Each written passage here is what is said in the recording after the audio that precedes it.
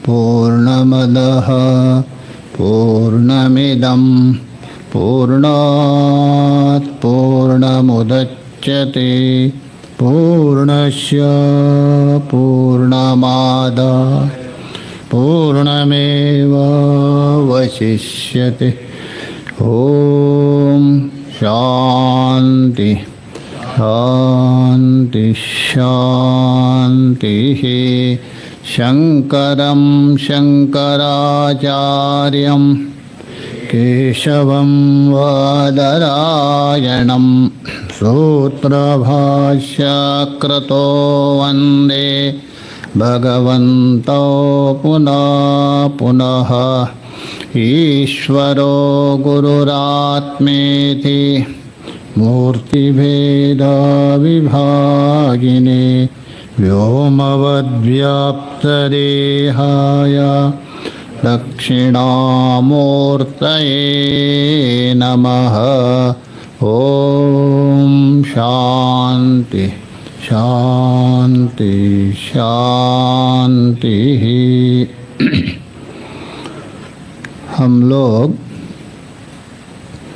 पंचदशी के चतुर्थ प्रकरण को लेकर विचार कर रहे। उसमें भी जो जीव के द्वारा की हुई जो सृष्टि है दो प्रकार माना। एक शास्त्रीय है और एक अशास्त्रीय है। शास्त्रीय सृष्टि है तब तक ग्राह्य माना जाता है जब तक बोध ना हो, और जो अशास्त्रीय सृष्टि है वो भी दो प्रकार बता दिया, एक तीव्र और मंद। और तीव्र को लेकर बहुत विचार हुआ, काम क्रोध आदि वो तत्वज्ञान के पूर्व में ही त्याज्य है, उभयात्मिका। तो उसको लेकर ननुनचा हो गया पूर्व पक्षी और सिद्धांति को लेकर। अंततः पूर्व पक्षी को स्वीकार करना ही पड़ा, वो त्याज्य है करके। किंतु बीच में पुनः उन्होंने आक्षेप किया, चलो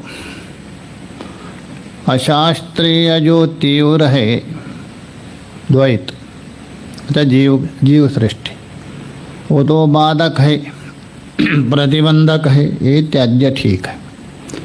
किंतु जो मंद है मनोराज्य, वो तो बाधक नहीं है, उसको त्यागने की आवश्यकता क्या है? जो बाधक है, प्रतिबंधक है, विरोध कर रहे, उसको तो त्यागना चाहिए, ये तो बाधक नहीं है। तो सिद्धांति ने कहा, यद्यपि आप ठीक बता रहे, जैसा तीव्र अशास्त्रीय द्वैत है वो साक्षात प्रतिबंधक है, वैसा मनोराज्य आदि साक्षात प्रतिबंधक तो नहीं है, किंतु जितने भी दोष का मूल है वही है, बीज है। अतः परंपराया वो भी प्रतिबंधक है। तो पूर्व पक्ष ने आक्षेप किया, अच्छा परंपरा है प्रतिबंधक, उसमें कोई प्रमाण है क्या? तो उन्होंने कहा, भगवान की जो वाक्य से बढ़कर कौन प्रमाण है? गीता का यदि आपने अध्ययन किया होगा, दूसरे अध्याय में वहाँ 62वें श्लोक में स्पष्ट बता दिया, ध्यायतो विषयान पुंसाः। और वहाँ ध्यायतो विषयान का मतलब क्या? मनोराज्य ही। तो इसी मनोराज्य के द्वारा आपकी बुद्धि कहाँ तक जाएगी? विनश्यति पर्यंत जाता है। तो इसलिए ये बाधक है। तो उन्होंने कहा, यदि ठीक अच्छी बात है, आपने समझा दिया, बहुत अच्छी। भगवान के जो गीता का वचन के द्वारा, दृष्टांत के द्वारा समझा दिया। ये बताओ उसका परिहार क्या है? मनोराज्य है, उसको निराकरण करने का उपाय भी बताओ। तो उन्होंने कहा ये निर्विकल्प समाधि है, उसके द्वारा उसको निराकरण कर सकते हैं। उसका एक ही उपाय कौन है? निर्विकल्प समाधि। पूर्व पक्षी ने कहा आपने इतना बड़ा उपाय बताया हो तो हमारा हाथ का नहीं है, मुश्किल है। निर्विकल्प समाधि सुनते हम डर गए, तो ये कैसा प्राप्त कर सकते? उन्होंने कहा नहीं नहीं, सविकल्प समाधि के द्वारा वो प्राप्त कर सकते हैं। उन्होंने कहा सविकल्प समाधि भी क्या सरल है क्या? वो ध्यान की पंचम अवस्था है, वो दिन मैंने बताया था। वैकरी उपांशु मानसिक सगर्भ ध्यानात्मक जप वो है। तो बोल तो वो भी क्रम से जा सकता है। यदि आप जिज्ञासु है, पथिक है, अग्रगण्य है, तो धीरे धीरे वहाँ भी जा सकते हैं। तो क्रम से जाओ। यहाँ तक विचार हुआ था नहीं, 61 तक हुआ था ना।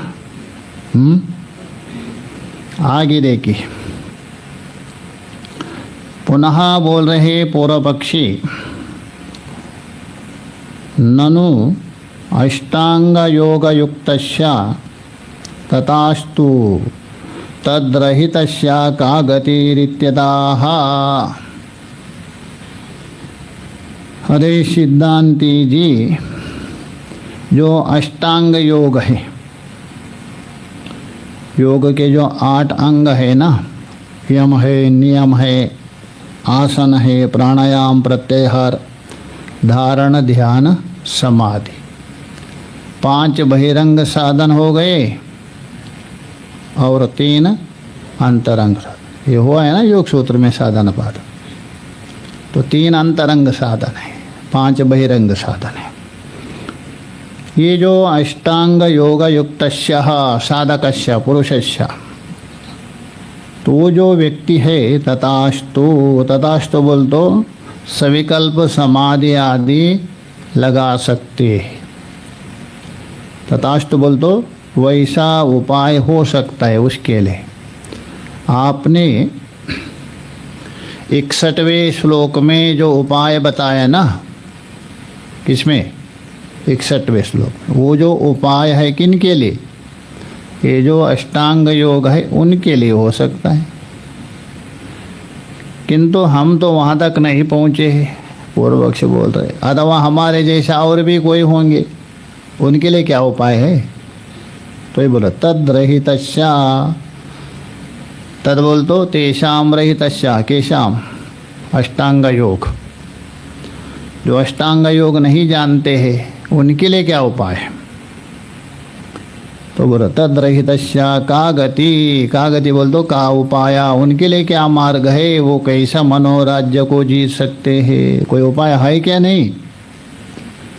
इत्यतः तभी सिद्धांति कहते घबराओ मत, उनके लिए भी उपाय है। शास्त्र ने सभी के लिए उपाय, यदि आपके अंदर जिज्ञासा यदि है तो आपको उपाय अवश्य मिलेगा। जहाँ भी यदि आपको जाने की किसी ऐसा जगह है, दुस्साध्य जगह है, जाना कठिन होता है लोक में भी, यदि आपके अंदर जिज्ञासा है कोई ना कोई मार्ग निकलता है, ये नियम है। तो वैसे ही यदि जिज्ञासा है आपके अंदर, आपको मार्ग अवश्य मिलेगा। हाँ, भले कठिन हो, अवश्य मिलेगा। इसलिए घबराने की कोई आवश्यकता नहीं। उनके लिए उपाय बता रहे, किनके लिए? तद्रहितस्य, अष्टांग योग रहित है उस साधक के लिए बता रहे। गीता में देखिए 12वें अध्याय में ये भी समर्थन है, वो करो ये करो, कितना बताया वहाँ। श्लोक देखिए, बुद्ध तत्वेन धीदोष शून्येनैकान्तवाचिना दीर्घ प्रणवमुच्चार्य मनोराज्यं विजीयते। सबसे पहले बुद्ध तत्वेन मतलब शास्त्र के द्वारा जिसने ब्रह्मा और आत्मा की एकता जान लिया, अपरोक्ष नहीं किया है, जान लिया। शास्त्र के द्वारा जाने तभी आप अच्छा, कहाँ भी जाएंगे अपना गंतव्य स्थल में पहले ज्ञान होना क्या नहीं? ज्ञान ही नहीं है, आप कैसे जाएंगे? ब्रह्मात्मा एकत्व का अनुभव की ओर आप अग्रसर होंगे, पहले जाने, उसका फल समझे तब भी। तो इसलिए हम बता रहे बुद्ध तत्वेना, बुद्ध तत्व का मतलब है ब्रह्मात्मा एकत्व। तत् और तुम पद दोनों भिन्न नहीं है, एक है। इस प्रकार अच्छे प्रकार से जिसने जान लिया, एकता को जान लिया, और धी दोष शून्येना, बुद्धि के जो दोष है जितने भी उन्होंने हटा दिया है, किंतु मनोराज्य भी नहीं हटे हैं। अन्य दोषों को अपेक्षाकृत जितने भी है, काम क्रोध आदि, उसको भी निराकरण किया। क्योंकि आपको परोक्ष ज्ञान भी यदि दृढ़ परोक्ष हो गया, परोक्ष होना चाहिए, शब्द ज्ञान नहीं लेना, केवल जो लिखा है वो पंक्ति लगाने का ज्ञान है। लोक में क्या कहते, अरे कोई बढ़िया समझा दिया पढ़ा रही तो बहुत बड़ा विद्वान है, वो नहीं लेना। परोक्ष ज्ञान भी यदि आपको हो गया तभी भी काम आदि शिथिल हो जाते, वो भी शिथिल हो जाते। यहाँ जो बोलते ना विद्वान, ये पंचम्यंत षष्ट्यंत जो पंक्ति लगाते शास्त्र जो बोलने में ले, वाग वही करे शब्द जरे, भगवान भाष्यकार जी ने बोल दिया ना चूड़ामणि में, शब्द व्याख्यान कौशलम, वो नहीं लेना। तो इसलिए हम बता रहे धी दोषा, धी बोलते अंतःकरण, बुद्धि का जो दोष, शून्य ना, उसको नहीं के बराबर किया उन्होंने। और एकांतवासिना, और एकांत में रहने के इच्छुक है, समूह में रहने की इच्छा नहीं है। ऐसा व्यक्ति, मनोराज्य तो है, क्या करे अभी, उसके लिए उपाय बता रहे। देखो, दीर्घ प्रणवम उच्चार्य मनोराज्यम विजीयते, जो दीर्घ प्रणव है उसका उच्चारण करके मनोराज्य के ऊपर विजय पा सकते हैं, आप नियंत्रण कर सकते। अरे ये दीर्घ प्रणव क्या है? प्रणव तो एक ही है, दीर्घ प्रणव क्या होता है? प्रणव में जो सामान्यतः हम लोग क्या मानते हैं, 3 मात्रा अथवा 4 मात्रा, अकार उकार मकार, ये दीर्घ प्रणव नहीं है। षड्मात्रम वा द्वादश मात्रम वा, 6 मात्रा अथवा 12 मात्रा हो, ऐसे जो प्रणव है वो दीर्घ प्रणव है।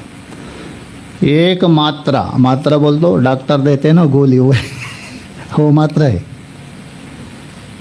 व्याकरण में नहीं है मात्रा,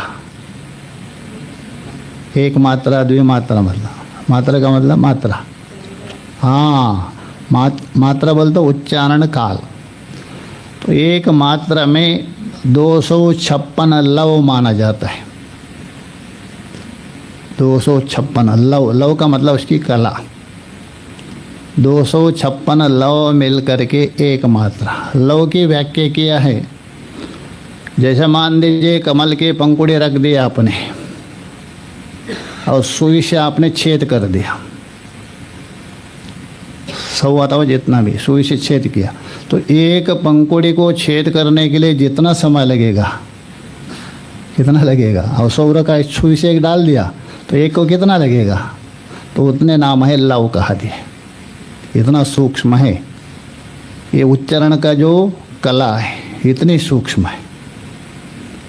तो ऐसी जो 256 है, ये लव मिलके एक मात्रा होती। और ओंकार में देखिए हम लोग अकार उकार मकार कहते, इतना ही नहीं है वहाँ। तो अकार उकार मकार, उसके बाद भी वहाँ माना है मात्राओं का। अकार उकार मकार ये वेदांत में प्रसिद्ध है, किंतु विशेष रूप से उसको आगम में विवेचन किया है। अकार उकार मकार के बाद बिंदु माना जाता है, उसके बाद अर्धचंद्र है, निरोधिनी, नाद, नादांत और व्यापिनी, शक्ति, समनः, उन्मनः, 12वीं उन्मना माना है। इसको भगवान भाष्यकार जी ने भी संकेत किया। शिव क्षमा परात स्तोत्र सुना है ना, आदो कर्म प्रसंगात, सुना है क्या नहीं? क्षंतव्यो जगदीशा करके, शिव शिवा करके, तो जो शिव क्षमा अपराध स्तोत्र है आचार्य कृत, तो उसमें वहाँ कहा दिया उन्मन्यावस्थायाम विगत कलिमलम शंकरम न स्मरामि क्षंतव्य हो करके वहाँ बता दिया। उन्मन्यावस्था में जाके मैं भगवान का चिंतन नहीं किया, वहाँ संकेत किया है। और मांडुक्य कार्य का तो सुनी ही होगी, नहीं उसमें एक अमनी भाव आ गया ना, नहीं अमनी भाव, तो अमानी भाव का नाम है उन्मन्य है। तो ये उन्मन्य अवस्था है 12वीं माना जाता है। हमारा तो आकार उकार मकार है, उसके बाद बिंदु मानते, तो बिंदु में 128 लव माना जाता है। एक मात्रा नहीं, 128 लव, अर्थात एक मात्रा में कितना लव है? 256, उसका आधा कर दीजिए, 128 हो जाएगा, मतलब आधा मात्रा हो गया। और उसके बाद अर्धचंद्र है, उसका आधा 64 लव है। रोदिनी में उसका आधा 32, नाद में उसका आधा 16 लव है, नादांत में उसका आधा 8, उसके बाद शक्ति माना जाता, वहाँ से मंत्र का प्रादुर्भाव माना जाता है। मंत्र में मंत्रत्व तभी आता है, तब तक नहीं, शक्ति में जब तक आप प्रवेश नहीं करेंगे। उसमें 4 लव है। और व्यापिनी में 2 लव है, समना में 1 लव है, और उन्मन में वहाँ कोई भी कला नहीं, कलातीत है, कलातीता करके बोल देना, कलाश रहित। इस प्रकार वहाँ 12 माना है, उसी को यहाँ संकेत कर रहे हैं। दीर्घ प्रणवा, टीकाकार बताएंगे, दीर्घ प्रणव बोल तो षड्मात्रा अथवा 12 मात्रा, उस प्रणव को जोर से लंबे समय तक उसको उच्चारण कर दीजिए। देखिए दीर्घ रूप से लंबे समय तक आप उच्चारण करेंगे ना, ऐसे 2 है। एक तो आपका प्राणायाम भी हो रहा है, क्योंकि श्वास रुकेगा ना जितना भी ओम का, जैसे जैसे आपका प्राण रुकेंगे मन अपने आप रुकना नियम है, एक दूसरे का सापेक्ष है। किसको? मन और प्राण का। मन में यदि चंचलता आ गई तो प्राण में भी उद्वेग आता, ये नियम है। और प्राण में यदि तीव्रता आ गई तो मन में भी चंचलता, जैसे दौड़ते हैं अथवा कोई काम करते हैं आप, तो प्राण में क्या होता है? तीव्रता आती, तो उस समय आपका मन स्थिर नहीं होगा। कोई दौड़ के आ रहे हैं अथवा खूब काम करके आ रहे हैं, उस समय उससे पूछो, उत्तर नहीं दे सकता। क्यों? मन व्यग्र है। प्राण तीव्र होने से मन में भी व्यग्रता, मन में व्यग्रता आने से, जैसे क्रोध आ गया आपको, तो प्राण क्या होता है? सर्प जैसा फुटकार मारता है, भुस भुस करके। तो दोनों की सापेक्षता है। तो इसलिए यहाँ बता रहे दीर्घ, लंबे समय तक जोर से, दोनों भी दीर्घ लेना, लंबे समय तक ऊंचा आवाज़ से, दोनों में दीर्घत्व। उससे क्या होता है? मनोराज्यम विजीयते, मनोराज्य है, उसके ऊपर आप विजय पा सकते हैं, उसको नियंत्रण कर सकते। ठीक है, मैं देखिए। हाँ जी, जितना, जब तक आपका मनोराज्य ना हो, मनोराज्य जब तक ना हो तब तक ये दीर्घ तीनों में लगाना। हाँ, जितना है दीर्घ दिया ना, बताएंगे तीनों में भी दीर्घ उच्चारण और दीर्घ मात्रा और दीर्घ काल पर्यंत, ये दीर्घ तीनों में लेना। जितना भी आप करते रहेंगे, हाँ बस इतना है वो एकांत में हो, अन्यथा दूसरे को डिस्टर्ब ना। कुछ लोग होते जोर से सुबह सुबह दूसरे को परेशान ना, तो उससे मनोराज्य जीत सकते। ठीक है, मैं देखे। बुद्ध तत्वेन इति, बुद्धम, बुद्धम बोल दो अवगतम ज्ञातम, किम तत्वम, जिसने जान लिया शास्त्र और सद्गुरु के द्वारा तत्व क्या है, वास्तविकता क्या है, यथार्थता क्या है, समझ गए। तत्व बोल तो ब्रह्मात्मा ऐक्य लक्षणम, यही तत्व है। अर्थात तत् और तुम एक है, दो नहीं है। ब्रह्मा और जीव एक है, वो शास्त्र और गुरु के द्वारा जान लिया उन्होंने अच्छे प्रकार से। ये ना बोल तो ये न साधके न, जिस साधक के द्वारा तत्व को जान लिया, किससे? शास्त्र और गुरु से। उसी को कहते हैं बुद्ध तत्व, अर्थात साधक। तेना, उस साधक के द्वारा धीरे धीरे जानने के बाद क्या किया? काम क्रोध आदि बुद्धि दोष रहितेना, उन्होंने सोचा अरे काम क्रोध आदि मेरा अहित करने वाले से कोई प्रयोजन नहीं है। अग्नि क्या है? स्वयं अपने को जलाते, अर्थात लकड़ी को जलाती है, उसके बाद दूसरे को। वैसे ही क्रोध रूप अग्नि स्वयं अपने आप को जलाती है, दूसरे को बाद में। दूसरे को फर्क क्या पड़े? आप स्वीकार करेंगे तो आपको, नहीं स्वीकार करेंगे तो आपको कोई थोड़ा फर्क पड़ता है। पत्थर मारेंगे तो उसको लगेगा चोट, थप्पड़ मारेंगे तो, और क्रोध आने से दूसरे को कोई फर्क नहीं पड़ता। तो इसलिए यहाँ धीरे धीरे विचार करके उसको भी त्याग दिया। तो इसलिए काम क्रोध आदि बुद्धि दोष रहिते ना, ये बुद्धि के दोष है, अंतकरण के दोष है, रहित होकर एकांतवासिना, और एकांत होना चाहिए। एकांत के वास्तव में अर्थ है एकः परमात्मा एवं अंतः आश्रयस्य, वही वास्तव में एकांत है। नहीं तो एकांत में रहकर मोबाइल देखना बिल्कुल बेकार है। ऐसा भी माना जाता है एकांत कभी रहना चाहिए, शास्त्र में बता दिया है, वहाँ दृष्टांत दे के बता दिया। जैसे घोटा कहा, जो घोड़े का जो बच्चा है वैसा जैसा उन्मत्त हो जाता है, क्योंकि आप स्वच्छंद हो जाएंगे एकांत में, परिपक्व नहीं है, एकांत में है, कोई पूछने वाले नहीं, तो अपना मन मर्जी से चलेंगे। इसलिए एकांत पहले निषेध के। हाँ, परिपक्व हो गया आप, उसके बाद तभी एकांत। तभी जाके गोपी चंद को उपदेश किया था ना, उसकी माता ने 3 उपदेश किया था। अर्थात बेटा किले में रहो, षड्रस भोजन करो, फूल के शेजा में सो जाओ। तीनों विरोध है साधु के लिए, नहीं, ये तीनों है विरोध है। उन्होंने कहा माता ये तो साधु के लिए तीनों विरोध है, आप विरोध बता रहे। तो बोल दो किले में, बोल दो अच्छे साधुओं के बीच में रहो, किले के जैसा आपको रक्षा करेगा, वही किला है।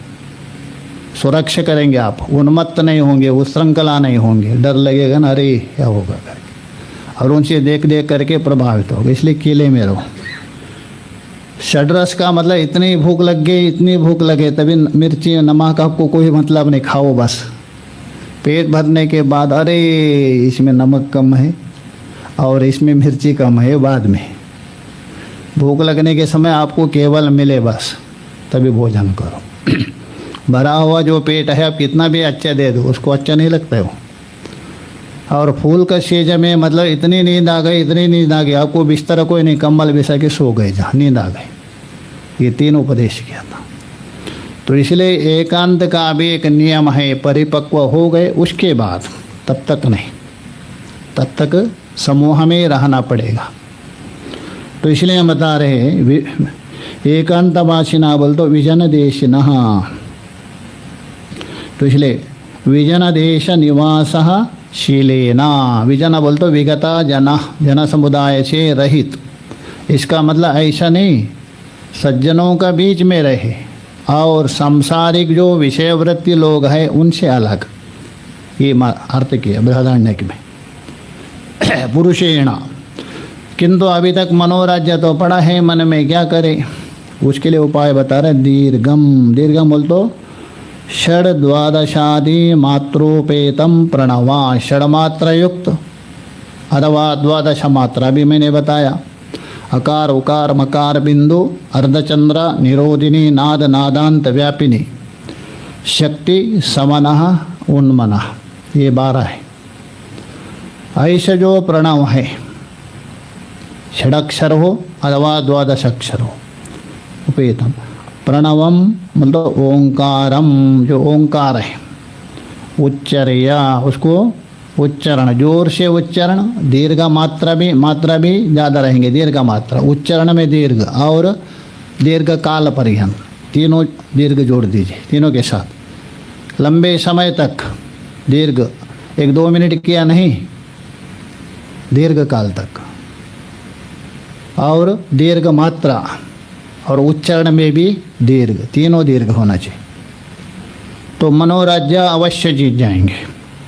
तो प्रणमम ओंकारम उच्चार्य मनोराज्यम विजीयते, अर्थात मनोराज्य के ऊपर विजय पा सकते हैं आप, मनोराज्य को वशीभूत कर सकते हैं। विजीयते का अर्थ करें विनिवार्यते, उसको आप वारण कर सकते हैं, हटा सकते हैं। किसको? जो मंद है, अशास्त्रीय अद्वैत, उसको हटा सकते हैं। पूर्व पक्षी पूछ रहे चलो उपाय तो आपने बता दिया, यहाँ ओंकार से उपलक्षण है, और भी ले सकते हो, ओम नमः शिवाय हो, राम राम हो, कोई भी हो, ऐसा नहीं है। उपलक्षण लेना, ओम राम राम हो जोर से, जितना भी जोर से राम करके वहाँ तक पहुँचे, साकेतपुर तक, इतना जोर से बोले। ठीक है, आपने मनोराज्य के लिए उपाय तो बता दिया, ये जो षडंग योग से युक्त नहीं है उसके लिए। तो मनोराज्य विजये किम भवति इत्यतः, ये जो मनोराज्य है उसका विजय होने पर, उसके ऊपर नियंत्रण होने पर, किम भवति, उसे क्या होगा, क्या प्रयोजन सिद्ध होगा, इत्यतः, ऐसा आक्षेप करने पर उत्तर दे रहे, सुनो इत्यतः। श्लोक देख लीजिए।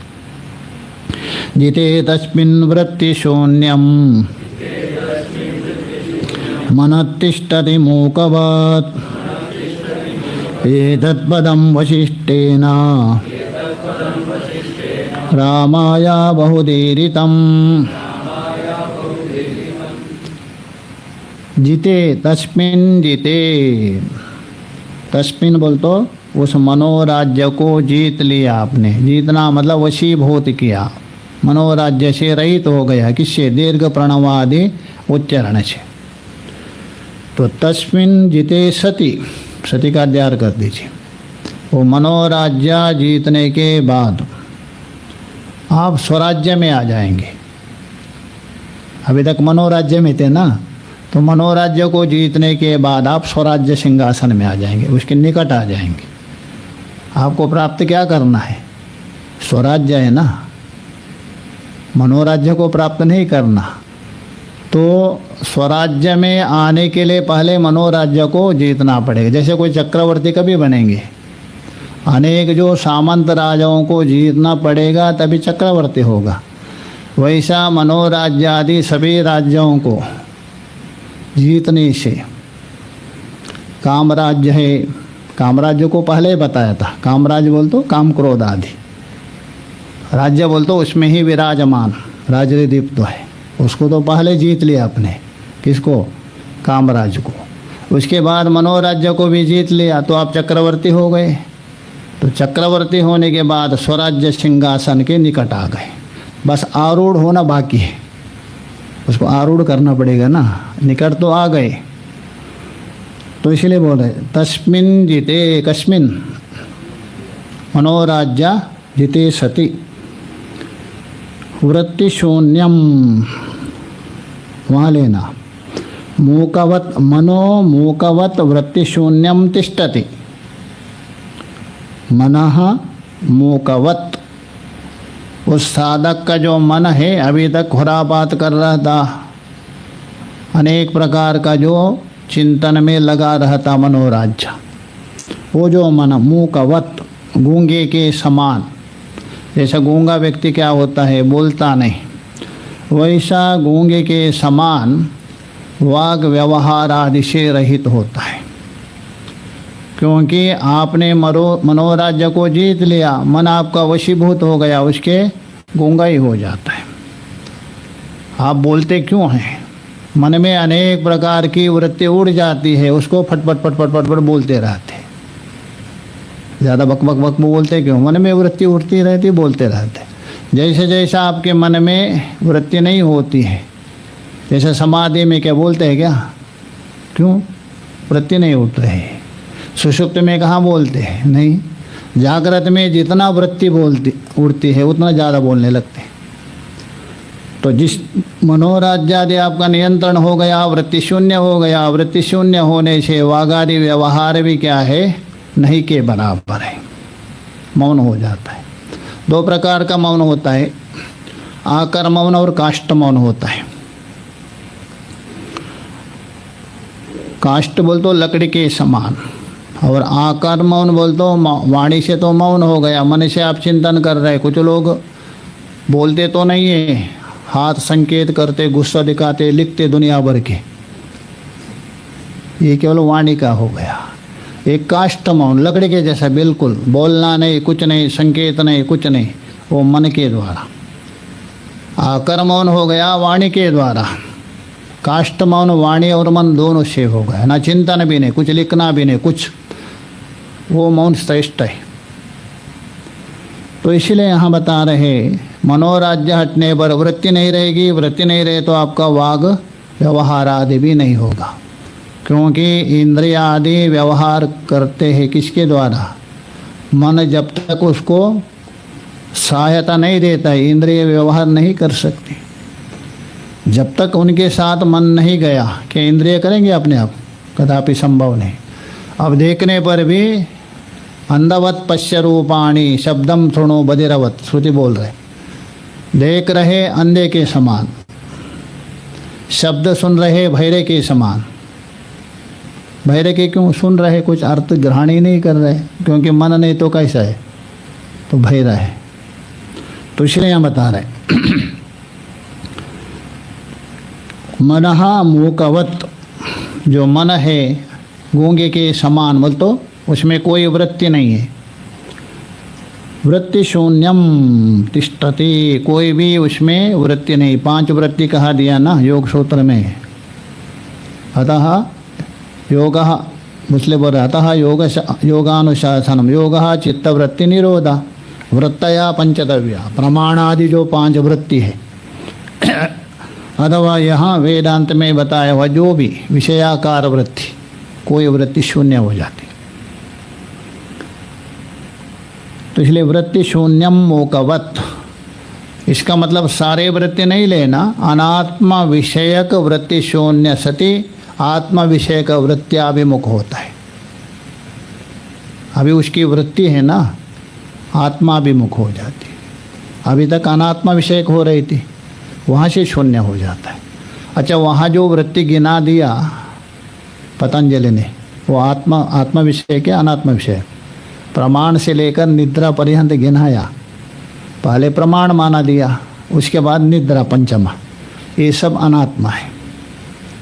तो अनात्मा वृत्ति से रहित होता है। जैसा जैसा आपका अनात्मा वृत्ति से अलग हो जाते हैं तो आत्मा वृत्ति में अपना आप अभिमुख हो जाते। तो इसलिए बता रहे मूकवत, ये तत्पदम बोलते वृत्ति शून्य पदम अथवा मौन पदम।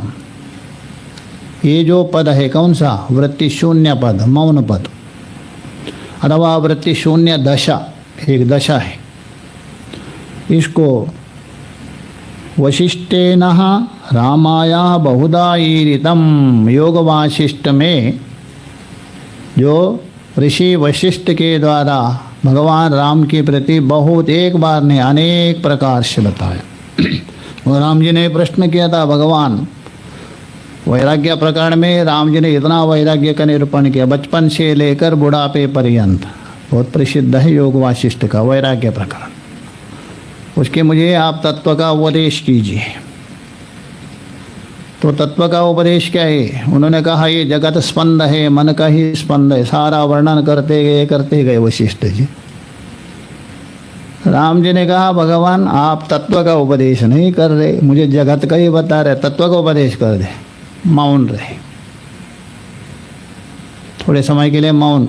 दोबारा शुरू किया, राम ये मन का ही स्पंदन है, जब तक मन स्पंदित हो रहे जगत दिख रहे, मन की स्पंदन हटने पर जगत नहीं। राम जी ने कहा, गुरुजी आपने मुझे तत्व का उपदेश नहीं किया, सारा जगत का ही वर्णन कर रहे हैं। तो मौन हो गए। तीसरे बार प्रश्न किया, तभी कहा, राम जी मैंने एक नहीं दो बार आपको उपदेश किया, किंतु ये मौन है, उसके विषय बोला नहीं जाता है। उसमें जो आरोपित है, अध्यारोपित है, उसको आप बखान कर सकते हैं, किंतु जो अधिष्ठान है उसके विषय में मौन है। जैसा गूंगे को गुड़ खिलाने पर क्या करेंगे और क्या करेंगे, बताएंगे कुछ, वैसा ही।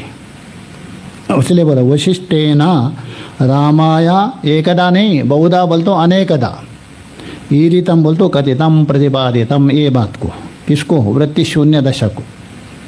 ठीक है, मैं देख लीजिए। जिते तस्मिन्निते यदा मूकः, जैसे कोई मूका गूंगा व्यक्ति, सकल वाग व्यवहार रहिता, जितने भी चाहे तो वैदिक हो अथवा लौकिक हो, कोई भी व्यवहार नहीं कर सकता है। वाणी का व्यवहार, बाकी व्यवहार भले करे, इसलिए वाग व्यवहार बोल रहे। तो सकल वाग व्यवहार रहिता तिष्ठति का मूका। एवं इसी प्रकार ये जो है, जिसने मनोराज्य को जीत लिया, सारा वृत्तियों को, मनोपि सर्व व्यापार रहितम, मन में जो जो वृत्ति बन रहे, जो जो व्यापार बन रहे, जो जो चेष्टा हो रही, उससे रहित हो जा रहे। सर्व व्यापार रहितम अवतिष्ठते, मन भी वैसा स्थित होता है, मतलब शांत होता है, तरंग रहित समुद्र के समान हो जाता है। इत्यर्थ। अवृत्तिका मनो अवस्थानस्य पुरुषार्थत्वे प्रमाणमाह।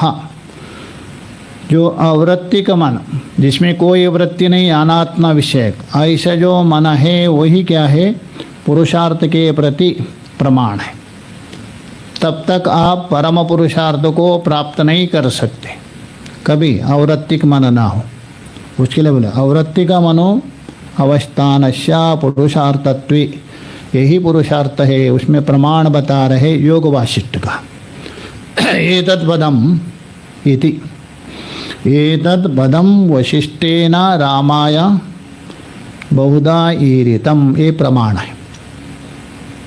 एतत् पदम बोल तो इयम दशा, ये दशा कौन सी, वृत्ति शून्य दशा, अथवा शांत जो हो गया वृत्तियों से, ऐसा जो मन की दशा। इत्यर्थ। ये बात वशिष्ठ जी ने भगवान राम जी को अनेक बार योग वासिष्ठ में प्रतिपादन किया। तो वहाँ के 2 श्लोकों को यहाँ उल्लेख कर रहे, सभी नहीं है, 2 श्लोकों को योग वासिष्ठ का।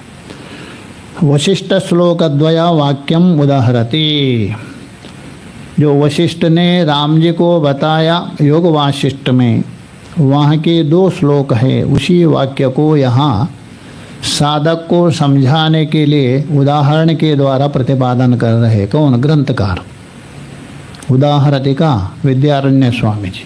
2 श्लोकों को, श्लोक देखिए। दृश्यम नास्तीति बोधेना मनसो दृश्यमार्जनम संपन्नम चेत तदुत्पन्ना परा निर्वाण निर्वृति। वही योग वासिष्ठ को लेके बता रहे हैं। दृश्यम नास्ति, ये जो भी दृश्य देख रहे वास्तव में है नहीं। वहाँ वशिष्ठ जी बता रहे राम जी को, हे राम जी ये दिख रहे, ये मन का स्पंदन है। जैसा कोई वस्तु को लेकर आप हिला दीजिए, एक होने पर भी वहाँ क्या दिखता है, अनेक दिखता है। जैसा पेन भी को ऐसा ऐसा कर दीजिए, आपको बहुत दिखेगा। है एक, कितना दिख रहा है, अनेक दिख रहे। वैसे ही मन में जो स्पंदन हो रहे वही दृश्य है। कारिकाकार ने अलात शांति प्रकरण में भी समझा दिया है। अलात चक्रवत है तो केवल मसाल जल रहे, और गोल घुमाने से गोल दिख रहे, तिरछा घुमाने से तिरछा दिखता। तो वैसे ही वहाँ मन के स्पंदन से अतिरिक्त, मन के वृत्ति से अतिरिक्त जगत है ही नहीं। वहाँ बता दे, उसको यहाँ सांकेतिक बता रहे। दृश्यम नास्ति, अर्थात यथार्थ रूपेण पारमार्थिक रूपेण दृश्यम नास्ति।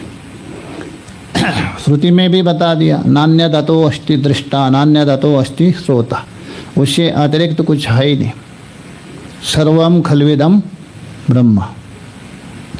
तो दृश्यम नास्ति इति बोधेना, इस प्रकार बोध से अर्थात आत्मा से अतिरिक्त सतचित आनंद रूप आत्मा है, वो अधिष्ठान है। तो अधिष्ठान से अतिरिक्त कल्पित वस्तु है ही नहीं। ये सब अध्यस्त है ना। अध्यस्त मतलब क्या है? अधिकरण सत्ता अतिरिक्त सत्ता अभावत्व। अधिकरण के सत्ता से अतिरिक्त सत्ता नहीं है। रस्सी में आपको सर्प दिख रहा है क्या? अभी नहीं, मान ले लो। यदि कोई कहेंगे महाराज आप रस्सी सर्प, जो भी आपको इच्छा है देख लीजिए। टीवी देखते हैं ना, मोबाइल, उसमें मान लीजिए मोबाइल में देख रहे, मोबाइल में अथवा टीवी में दिखा रहे आग भक भक भक जल रहे। क्या आग है क्या वहाँ? यदि आग हो तो आपकी टीवी बची कहाँ से? तो रस्सी में जो सर्प देख रहे, सर्प का सत्ता नहीं है, किंतु व्यवहार होते हैं ना, अयम सर्पः अस्थि करके। ये जो अस्थि रूप सत्ता कहाँ से आ गया? अधिष्ठान का सत्ता है। जिसका जो अधिष्ठान है उसका सत्ता है। इसलिए अध्यास में कोई सत्ता नहीं है अधिष्ठान से अतिरिक्त। तो इसलिए हम बता रहे अधिष्ठान आत्म तत्व से अतिरिक्त कल्पित वस्तु नाम के कोई है ही नहीं। ये मन का भ्रम मात्र है। इति बोधेना, इस प्रकार के ज्ञान के द्वारा मनसो दृश्य मार्जनम, मन में पड़ा हुआ जो कल्पित दृश्य है ना, जितने भी मन में जितने भी कल्पित है दृश्य, मन के द्वारा सृष्टि किया हुआ, तो मन में जो मन से दृश्य का निवारण हो जाता है, सारा दृश्य निवारण हो जाता है। मार्जनम बोलते निवारणम। संपन्नम चेतत, यदि इस प्रकार निवारण हो गया तो तब तो एक साथ जोड़ दीजिए, मार्जनम संपन्नम चेतत। इस प्रकार जो मन से दृश्य का निवारण यदि हो गया हो तो तब बिल्कुल निवारण हो गया। उस समय में परः निर्वाण निर्वृत्ति उत्पन्ना, सुख। मोक्ष भी एक होता है सातिशय। सातिशय बोल दो, सापेक्ष मोक्ष होता है ना। कौन? क्रम मुक्ति। 3 मुक्ति है ना आपकी वेदांत में, जीवन मुक्ति, क्रम मुक्ति, विदेह मुक्ति। और क्रम मुक्ति है वो सापेक्ष है, वो सातिशय है। अथवा सुषुप्ति को भी मुक्ति कहा दिया है। सुषुप्ति को भी क्या है? मुक्ति नहीं, मुक्ति का दृष्टांत होने से उसको भी कहा। ये सब सातिशय है। इसलिए हम बता रहे परनिर्वाण निर्वृत्ति, अर्थात निरतिशया मोक्ष सुख। निरतिशय बोल तो संपूर्ण उपाधियों से रहित और संपूर्ण भेदों से रहित। कर्म मुक्ति में भेद रहता है, क्योंकि वहाँ गंतव्य और गंता तो है ना। उपासक हो गया गंता, ब्रह्मलोक हो गए क्या? गंतव्य। और उत्तरायण मार्ग आदि मार्ग हो गया, इसलिए वो सातिशय हो गया। तो यहाँ कैसा है? परानिर्वाण बोल तो निरतिशय, जो निरतिशय मोक्ष रूप सुख उत्पन्न, अर्थात उत्पन्न अर्थात उसको सिद्ध हो गया समझो। निरतिशय अर्थात स्वात्म सुख, परमानंद सुख है, वो उसको प्राप्त हो गया अर्थात सिद्ध हो गया समझो। कभी यदि मन में जितने भी पड़े हुए दृश्य और दृश्य की वासना दोनों लेना, केवल दृश्य मात्र नहीं लेना, दृश्य की वासना भी उपलक्षण। क्योंकि दृश्य को तो आपने हटा दिया, वासना पड़ेगा तो तभी भी नहीं चलेगा, उसको भी हटाना है। इसलिए अष्टावक्र बोल रहे वासना में व संसारा, संसार और कुछ नहीं, वासना ही संसार। तत्यागे, वासना को यदि त्याग दिया संसार अपने आप त्याग हो जाएगा। तो इसलिए दोनों लेना। दृश्य मार्जन यदि हो गया कहाँ, मन में, उस समय में उस साधक को निर्वाण परनिर्वाण निवृत्ति उत्पन्न, अर्थात जो निरतिशया सुख स्वरूप आत्मा अथवा मोक्षा उसको प्राप्त हुआ, सिद्ध हो गया समझो। ये वशिष्ठ बता रहे राम जी को। दृश्यमिति, दृश्य नास्ति बोल दिया, वो कैसा, बोले नेह नानास्ति किंचना, यह नाना किंचन नास्ति। यह मतलब यह कहाँ का बनता है, सप्तमी में बनता है ना, यह आदेश होता है ना। यह बोल दो अस्मिन, अस्मिन कस्मिन ब्रह्मणि, यह बोल दो अस्मिन, अस्मिन बोल दो ब्रह्मणि। नाना किंचना नाना नास्ति, उसमें कोई नाना नहीं है किंतु नानी है। नाना बोल दो भेद, यह नाना का मतलब भेद। तो अर्थ हो गया यह मतलब इस ब्रह्म में, आत्मा में, किंचना बोल तो जरा सा भी नानत्व नहीं है, अर्थात भेद है ही नहीं, बिल्कुल संभव नहीं। इत्यादि, आदि से और भी लेना, नेह नानास्ति किंचना, नेह नानास्ति किंचना, और अन्य भी वहाँ बृहदारण्यक में कहा दिया, अरस्वम अदीर्घम अगंधम, अथवा मुंडक में बताया अदृश्यमादि अग्राह्यम करके। जो भी निषेधात्मक श्रुति है ना वो सब लेना, मुंडक का हो अथवा बृहदारण्य का अक्षर ब्राह्मण है ये भी लेना। यहाँ तो एक उठाया मूर्ता मूर्त का। तो इत्यादि श्रुत्या, आदि से और भी श्रुति, इन श्रुतियों से अद्वितीय ब्रह्म अतिरिक्ता, एकमेव अद्वितीय जो ब्रह्म है उससे अतिरिक्त जगत अभाव ज्ञानेन, ऐसा जगत अभाव का ज्ञान से, मनसः सकाशाद, ऐसा आपका मन हो गया, आपका मन बिल्कुल खाली हो गया, बिल्कुल ऐसा मन की सहायता से दृश्य निवारणम संपन्नम, तभी ये मनोराज्यादि अथवा उसके वासना आदि जितना भी जो दृश्य पदार्थ है निवारण कर सकते हैं। संपन्नम यदि तर्हि, यदि संपन्न हो गया तर्हि निरतिशयम मोक्ष सुखम, सातिशय नहीं है, सातिशय बोलते क्रम मुक्ति हो गए, किंतु ये कैसा है निरतिशय। अतिशय तो बोल दो देशता कालता वस्तुता, ये तीन है सातिशय करते।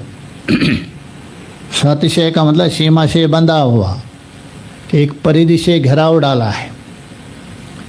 वो परिधि तो आपकी तीन ही है, देश काल वस्तु।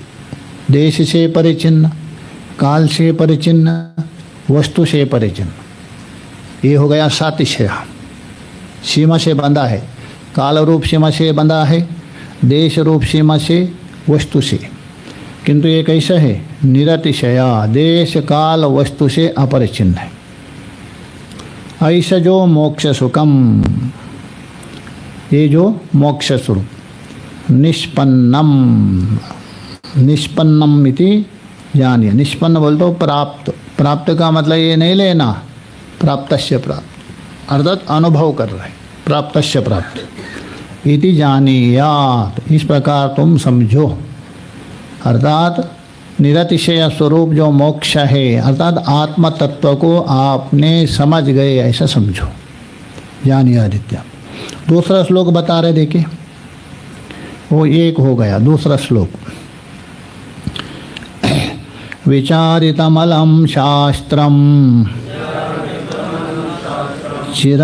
चिरमुद्ग्राहितम् इतः संत्यक्ता वासनान् मौना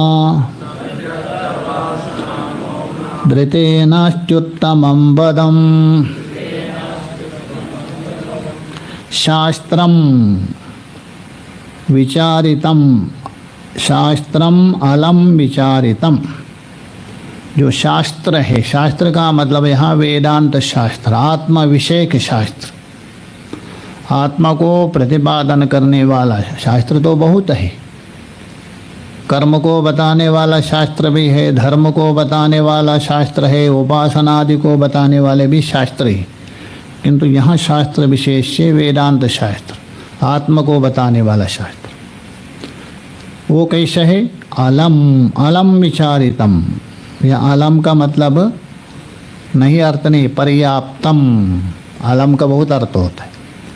एक बोलता अलम अलम, नहीं चाहिए नहीं चाहिए, भोजन बोलते हो अपेक्षते, अलम अलम अतः पर्याप्त। यहाँ पर्याप्त रूप से अच्छे प्रकार से शास्त्र को क्या किया? विचारितम, युक्ति प्रत्युक्ति के द्वारा पर्याप्त रूप से जिसने शास्त्र का विचार किया, ये हो गया शास्त्रम अलम विचारितम। यहाँ अलम का मतलब पर्याप्तम। पर्याप्तम बोल दो अतिशयेन, विशेष रूप से जिसने शास्त्र का विचार किया। ऐसे जो विचार किया हुआ व्यक्ति मितः चिरम, कैसे विचार किया? मिता चिरम। मिता बोल तो परस्पर, गुरु और शिष्य है, परस्पर विचार किया। गुरु ने उत्तर देते गए, शिष्य प्रश्न करते गए, तो तत्वबोध है ना। गुरु जी उसको समझाते गए, तो बीच बीच में शिष्य अपना जिज्ञासा के द्वारा प्रश्न किया, इसलिए परस्पर विचार। मिता बोल तो परस्पर, गुरु शिष्य। तो मितः वो भी कैसा? चिरम।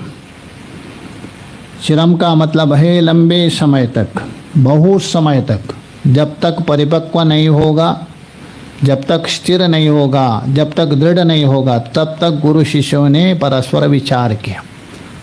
गुरु विचार का मतलब ये है, गुरु उपदेश कर रहे, शिष्य श्रवण कर रहे, और बीच बीच में शिष्य अपना जो जिज्ञासा है गुरु के पास प्रश्न कर रहे, गुरु उसको समाधान कर रहे। तो बाद में क्या होता है? वो परस्पर वाद विवाद जैसा, मतलब वाद विवाद ये नहीं लेना, शंका समाधान रूप में परिणत होता है। ऐसा करते करते सारा जो जितने भी जो उसके अंदर संशय है निवृत्त हो गया, उसको बता रहे मितः चिरम। मिता बोल तो परस्पर, गुरु शिष्य ने, वो भी कैसा? लंबे समय तक विचार किया, किसका? आत्मतत्व शास्त्र का। और उसके द्वारा उद्ग्राहितम, उद्ग्राहितम बोल तो उसका निचोड़ ग्रहण किया। विचार करने के बाद बोधन किया, दोनों ने तत्व का निर्णय किया। जैसा बृहदारण्यक उपनिषद में आता है, जारत का कारवा आर्तभाग ने प्रश्न किया था, मरणासन्न पुरुष के पास कुछ नहीं रहता है, किस आश्रय को लेके पुनर्जन्म लेता है? वो आत्मा विषय को नहीं है, जन्म को लेके। तभी याज्ञवल्क्य ने कहा यहाँ विचार करना ठीक नहीं, चलो हम दोनों एकांत में गंगा किनारे जाके वहाँ विचार किया, खूब आपस में परस्पर खूब विचार करके वहाँ ग्रहण क्या किया? कर्म एवं, जन्म का कारण कौन है? कर्म। वैसे ही यहाँ गुरु शिष्यों ने परस्पर वेदांत शास्त्र का विचार करके अच्छे प्रकार से उद्ग्राहितम, उद्ग्राहितम बोल तो अच्छे प्रकार से बोधन किया, निश्चय किया, तथ्य को ग्रहण किया। तो ये बोलो उद्ग्राहितम संत्यक्त वासनात्, तो उसे निश्चय हुआ संत्यक्त वासनात्, संपूर्ण वासना को त्याग करके इसने वासना त्याग दिया। मौनाद्रिते नास्ति उत्तमा पदम, ये दोनों ने निश्चय किया। दोनों ने विचार करके गुरु शिष्य ने क्या निश्चय में आ गए? वासना संत्यक्तात्, जितनी भी वासना है, चाहे तो शुभ वासना हो अथवा अशुभ वासना हो, ये दोनों के अनात्म वासना है ना। अनात्म वासना दो प्रकार का है, एक अशुभ वासना और एक शुभ वासना। अशुभ वासना भी दो है, देह वासना और लोक वासना। तो देह वासना और लोक वासना को भी त्याग दिया, शास्त्र वासना को भी त्याग दिया, बिल्कुल। तो उसको बता रहे हैं संत्यक्त वासनात्, सारी वासना निवृत्त हो गया, मन में कोई वृत्ति बनने के लिए कारण है ही नहीं। अच्छा, मन में वृत्ति क्यों बनती है? कोई ना कोई वासना हो, कोई संस्कार पड़ा हो, तभी। तो वृत्ति का कारण ही नहीं है, तो मन में तरंग क्यों उत्पन्न होता है? जैसे समुद्र में तरंग क्यों आता है? वायु का प्रेशर बढ़ने से, हवा का। वैसे ही संस्कार का प्रेशर बढ़ने से हमारे मन में क्या है? तरंग उत्पन्न होते। सारे संस्कार है, वासना निवृत्त हो गए तो मन में तरंग कहाँ से आएंगे? वृत्ति का मतलब क्या है? तरंग है। तो इसलिए मौनाद्रिते, उस समय में मौन से अतिरिक्त नास्ति उत्तमा पदम, उससे बढ़कर कोई पद है ही नहीं। ठीक है, मैं देखिए। किंचा अद्वैत शास्त्रम, शास्त्र का अर्थ करें अद्वैत शास्त्रम, अर्थम विचारितम, शब्द नहीं, उसका अर्थ को विचार, ततः परस्परम, मिता का अर्थ कर रहे, मिता का अर्थ परस्परम, गुरु शिष्यादि संवाद द्वारा, गुरु शिष्य का जो संवाद आपस में प्रश्न उत्तर के द्वारा, वो भी कैसा? चिरकालम, लंबे समय तक विचार करने से, प्रत्यायितम, मूल में है ना उद्ग्राहितम, श्लोक में क्या आया? उसी का अर्थ है प्रत्यायितम। प्रत्यायितम का मतलब बोधन किया, निश्चय किया, उसका निचोड़ ग्रहण किया शास्त्र का। एवं कृत्वा, इस प्रकार बोध ग्रहण करने के बाद क्या हुआ? किम निश्चितम इत्यतः, वो लोगों ने उस शास्त्र के द्वारा निचोड़ रूप से क्या निश्चय किया गुरु शिष्यों ने? तो बता रहे, संत्यक्ता, सम्यक परित्यक्तः कामादि वासना, अच्छे प्रकार से मन में विद्यमान षड्रिपु, कामादि बोल तो सभी लेना, सभी वासना, सभी वासना, मनसा तूष्णी भावाद्रिते, सारे वासना त्यागने के बाद मन की एक ही अवस्था है, मौन अवस्था। तूष्णी भाव बोल तो चुपचाप, मौन भावाद्रिते अधिक पुरुषार्थो नास्ति, बस केवल मौन होना वही पुरुषार्थ है, उससे बढ़कर और कोई पुरुषार्थ नहीं है। इति निश्चितम, ये गुरु शिष्यों ने दोनों विचार करके अंतिम में ये निर्णय किया। ये बात वशिष्ठ जी राम जी को समझा रहे। अभी तक ये चिंतन हुआ, जीव सृष्टि है, मनोमय सृष्टि है, वो दो प्रकार की बता दिया, एक अशास्त्रीय और दूसरे शास्त्रीय है। तो शास्त्रीय मनोमय सृष्टि है, तब तक उसको ग्रहण करना है, जब तक बोध ना हो, जब तक स्वस्वरूप में स्थित ना हो, तब तक ग्रहण करना। उसके पूर्व में वो त्याज्य नहीं है। यदि पूर्व में यदि त्याग देते हो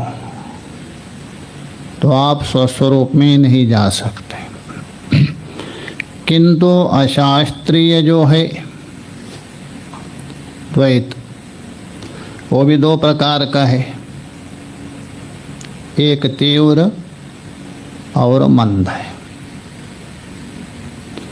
तो ये जो अशास्त्रीय दोनों प्रकार का, चाहे तो तीव्र हो मंद हो, ये पूर्व में ही त्याज्य है। तो उन्होंने पूछा अशास्त्रीय तीव्र कौन है? ये षड्रिपु कामादि, और उसके त्यागे बिना आप जीवन मुक्ति की ओर नहीं जा सकते। चलो मान लिया ये बाधक है साधक के लिए, तो ये त्याज्य है, हम भी स्वीकार करते। किंतु मनोमय तो बाधक नहीं है, उसके त्यागने की क्या आवश्यकता है? तो उत्तर दिया वो साक्षात बाधक नहीं है, किंतु समस्त जो बाधक है, समस्त दोष है, उसका मूल है वो मनोमय। परंपरायः वो बाधक बन जाता है। उसके लिए भगवान श्री कृष्ण का जो वचन है द्वितीय अध्याय का, अध्याय तो विषयान पुंसा के द्वारा स्पष्ट कर दिया। तो उसके बाद उन्होंने पूछा चलो मान लिया जो योगादि साधन संपन्न है, अष्टांग योग, ये तो मनोराज्य जीत सकते हैं, योगा चित्तवृत्ति निरोध के द्वारा। किंतु योग के अधिकारी नहीं है, वो कैसे जीतेंगे? तो उसके लिए एक उपाय बता दिया, दीर्घ प्रणव उच्चारण। दीर्घ प्रणवादि के उच्चारण से वो मनोराज्य को जीत सकते, वशीभूत कर सकते, उसको निराकरण कर सकते। पूछा मनोराज्य जीतने से क्या फल है, पूछे क्या होगा? तो बता दिया मनोराज्य जीतने के बाद मन में कोई वृत्ति बनेगी नहीं, वृत्ति के बिना आपके वाणी भी चलेगी नहीं, इसलिए मूकवत हो जाएंगे, मौन। उसमें है ना, मौनम व्याख्याता दक्षिणामूर्ति। दक्षिणामूर्ति भगवान ने अपने शिष्य को क्या व्याख्या किया था? उपदेश नहीं, मौनम व्याख्याता। शिष्यस्तु चिन्ह संशय, बस केवल भद्र मुद्र कहा दिया, सारा संशय निवृत्त है। तो इसलिए मौन हो जाता है। ये बात महर्षि ब्रह्मर्षि वशिष्ठ जी ने योग वासिष्ठ में राम जी को उपदेश किया है, एक बार नहीं अनेक बार। उसी को यहाँ 2 श्लोकों के द्वारा हम उसको सांकेतिक रूप से प्रतिपादन कर रहे हैं। एक तो दृश्यम नास्ति, दृश्य नाम का कोई वस्तु है ही नहीं, विचार के द्वारा तभी वो परम निर्वाण को प्राप्त हो जाता है। और दूसरा बात उन्होंने कहा, अलम विचारितम, पर्याप्त रूप से, अतिशय ना आपने विचार किया, ऊपर ऊपर नहीं। ऊपर ऊपर होता है वो आपातता बोलते, आपातता, आपातता नहीं है। रूप से शास्त्र का विचार करने से, वो भी लंबे संभाषण रूप से, तो उससे ये निकलता है, ये सब वासना को त्याग करके मौन रहना ही उत्तम है, उससे बढ़कर कोई है ही नहीं। बस तो यहाँ तक हम लोगों ने विचार किया था, यहाँ तक हुआ था ना, 65 तक। आगे देख लीजिए। एवं निर्वृत्तिकस्य चित्तस्य, एवं का मतलब है ऊपर बताया हुआ उपायों के द्वारा वृत्ति शून्य चित्तस्य, जिसके चित्त में कोई वृत्ति नहीं है, ऐसा वृत्ति शून्य चित्त। एवं निर्वृत्तिकस्य, निर्वृत्ति बोल तो वृत्ति रहितस्य, कोई वृत्ति नहीं, ऐसा वृत्ति रहित चित्त। एवं चित्तस्य, ठीक है, आपने बताए हुए उपायों के द्वारा साधना करते हुए, विचार करते हुए उस साधक के अंदर सारे वृत्तियाँ निवृत्त हो गई, किंतु प्रारब्ध को कोई कुछ नहीं कर सकता है ना, प्रारब्ध तो भोगना ही पड़ेगा। हाँ, बहुत बड़ा योग यदि हो, काय व्यूह करेंगे वो, कायकल्प नहीं, काय व्यूह, दोनों में क्या अंतर है? कायकल्प और काय व्यूह में, कायकल्प मतलब अपना शरीर को स्वस्थ रखना, बिल्कुल जैसा है वैसा है कायकल्प करना। उसमें बुढ़ा होने पर भी उसमें बुढ़ापा बहान नहीं होता, वैसा ही है, एसिटिस, वो कायाकल्प किया। तो बोलते ना लोग, अरे इन्होंने तो कायाकल्प कर दिया, नहीं बोलते। किंतु काय व्यूह कहते हैं, मान लीजिए योगी भी है, ज्ञानी भी है, और उसको पता है मुझे अभी 50 साल तक, 50 साल में ज्ञान हो गया और 50 साल मुझे प्रारब्ध भोगना है।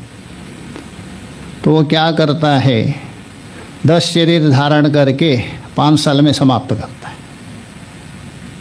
भोगना तो पड़ेगा, किंतु 10 शरीर धारण करेंगे और भोगेंगे, उसको बोलते काय व्यूह। तो काय व्यूह यदि करके तो भी भोगना पड़ेगा, आपको कम करना पड़ेगा, किंतु प्रारब्ध तो भोग नहीं। प्रारब्धम त्विह भुज्यताम अतः ब्रह्मणि स्थीयता। तो इसलिए बता रहे क्योंकि प्रारब्ध कर्म में दोनों रहेगा ना, पुण्य भी है पाप भी है। तो इसलिए यदि कोई ऐसा प्रारब्ध में पाप कर्म के द्वारा विक्षेप आ गया उसको प्रारब्ध के अनुसार, तो ये बोले विक्षेपे सति, तो विक्षेप होने पर तत् प्रतिकार उपाय। अच्छा, वो जो विक्षेप आ रहा है किसके द्वारा? प्रारब्ध कर्म के द्वारा। उसका जो प्रतिकार है, निराकरण करने का जो उपाय क्या है पूछ रहे। उसको भी निराकरण कर सकते हैं, निवारण कर सकते हैं, कोई उपाय है तो बता दीजिए। तो तत्बल तो विक्षेप, प्रारब्ध कर्म के अनुसार प्राप्त विक्षेप, तो उस प्रतिकार का बोल तो निवारण उपाय का इति। यहाँ तक जिज्ञासु प्रश्न कर रहे हैं। ऐसा अपेक्षायाम, ऐसा अपेक्षा होने पर, जिज्ञासा होने पर उत्तर दे रहे सुनो, उसके लिए भी उपाय है। शास्त्र में ऐसा नहीं है सभी के समाधान है, सभी का उपाय है। जैसा व्यक्ति है वैसा है। यदि आप कर्मी है उसके लिए भी उपाय बता दिया, उपासक है उसके लिए भी उपासक, सब बता दिया, छोड़ा नहीं है। किंतु अनुकरण नहीं करते, पालन नहीं करते, वो अलग बात है। पालन तो करना मेरा मर्जी से।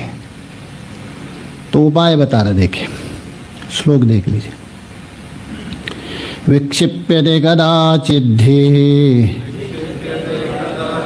कर्मणा भोगदायिना पुनः समाहिता साक्षात्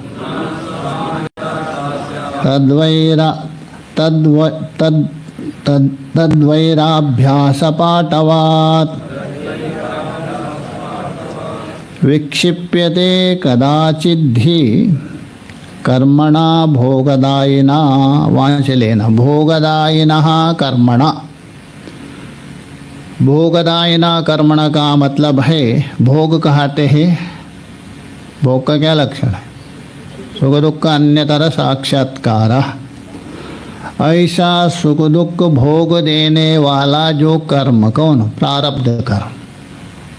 भोगदायिना कर्म न बोल तो प्रारब्ध कर्म।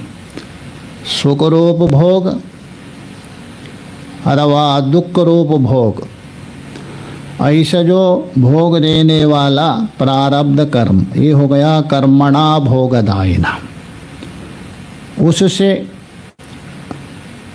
धी, कदाचित धी विक्षिप्यते, सदा नहीं, यदा कदा उसकी बुद्धि, किसकी? चित्त में जितनी भी वृत्ति है निवृत्त हो गई साधना के द्वारा, किंतु प्रारब्ध के द्वारा कदाचित धी विक्षिप्यते, उसकी बुद्धि किसी काल में विक्षेप हो सकती है, क्यों? प्रारब्ध कर्म बैठा है। उसके लिए उपाय बता रहे, देखिए क्या करें। तो सा का पूर्व के साथ अन्वय कर दीजिए। साधी विक्षिप्यते, ऊपर धी है ना, कदाचित सा धी, सा को उसके साथ लेना, स्त्रीलिंग है ना। वो बुद्धि यदि विक्षेप हो रहे, आपका अंतकरण यदि विक्षेप हो रहे, तो क्या करें उसके? तो बता रहे, पुनः समाहिता शात, वहाँ से लेना, तदा तदेव अभ्यासः पाठवात्। तदैव बोल तो जिस समय में विक्षेप हो रहे उस समय में क्या करे? अभ्यास पाठवात्। ऐसा तो योग सूत्र में क्या? अभ्यास वैराग्यम तन्निरोध। अभी वैराग्य की आवश्यकता नहीं आपको, ऊपर उठे हैं ना, अभी चित्तवृत्ति समाप्त हो गई, आपकी निवृत्ति हो गई, किंतु प्रारब्ध वशात, इसलिए वैराग्य की आवश्यक, इसलिए यहाँ केवल अभ्यास प्रयोग किया। तदा मतलब कदा? यदा विक्षिप्यते चित्तम प्रारब्धवशात तदा एव क्या करे? अभ्यासः पाठवात्। अर्थात अभ्यास की दृढ़ता से पुनः पुनः उसके अभ्यास कर दीजिए। ऐसा अभ्यास करते करते दृढ़ कर दीजिए। बिल्कुल दृढ़ होने के बाद अपो विक्षेप भी नहीं, प्रारब्ध हिला भी नहीं सकता। पाटवा मतलब यहाँ दृढ़ता, पटुता। लोक में भी बोलते हैं ना पटु, वैसा ही यहाँ दृढ़ता। किसका? अभ्यास की दृढ़ता। अभ्यास किसको कहते हैं? योग सूत्र में नहीं सुना है? प्रथम अध्याय सतु दीर्घ काला निरंतर सत्कारा सेविता दृढ़ भूमि। अभ्यास का लक्षण क्या नहीं योग सूत्र में? पहले प्रथम समाधि पाद में दीर्घ काल, निरंतर और सत्कार बोल दो आधार से युक्त। ऐसा जो आसेविता दृढ़ भूमि ही अभ्यास है। अभ्यास का लक्षण बता दें तो मतलब पुनः पुनः, सामान्यतः यदि कहे पुनः पुनः, जैसे जैसे विक्षेप आ रहे आप उसी का अभ्यास। किसका? उसी आत्म तत्व का अनुसंधान करें। तो उस अभ्यास पाठवात, अभ्यास के पटुता से दृढ़ता से तो क्या होगा? पुनः समाहितः स्यात्, दोबारा आप उसी स्थिति में आ जाएंगे, समाहित हो जाएंगे। बीच में विक्षेप उठा था ना, वो विक्षेप समाप्त हो जाएगा। पुनः समाहित बोल तो पुनः स्वस्वरूप में आ जाएंगे, विक्षेप नहीं रहेगा। इसलिए अभ्यास से हटा सकते। ठीक है, मैं देखिए विक्षिप्यतः इति भोगप्रदेना, मूल में है ना भोगदायिना, उसी का अर्थ कर रहे भोगप्रदेना, उसी का अर्थ कर रहे प्रारब्ध कर्मणा। भोगप्रदेना प्रारब्ध कर्मणा, ये भोगदायिना का अर्थ कर रहे। भोगप्रद बोल तो भोग देने वाला। ऐसा कौन? प्रारब्ध कर्मेण। बुद्धि अर्थात बुद्धि मतलब यहाँ अंतःकरण लेना। कदाचित, सदा नहीं है, यदा कदाचित।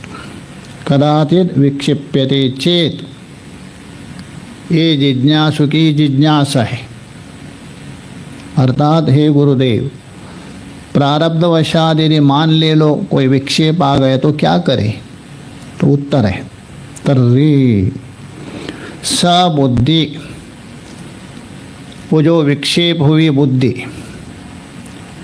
अभ्यासादाढ़यात, अभ्यास के दृढ़ता से। अभ्यासादाढ़यात, दाढ़या बोलते उसका दृढ़ता। मूल में पाटवा बता दिया ना, उसी का अर्थ। उस अभ्यास को और दृढ़ करो, चिंतन करो बार बार, क्योंकि मन को जाने मत दे दो। क्यों जैसे जैसा आप विक्षेप आता है आप उस अभ्यास में लगे तो विक्षेप किनारे हट जाएगा, आपको भान होने नहीं लगेगा। तो इसलिए बता रहे हैं। तो इसलिए अभ्यासादाढ़यात् तदेव पुनरपि समाहिता, वो जो बुद्धि है विक्षिप्त पुनः समाहित हो जाएंगी, स्वस्वरूप में आ जाएंगी। समाहितश्चात्,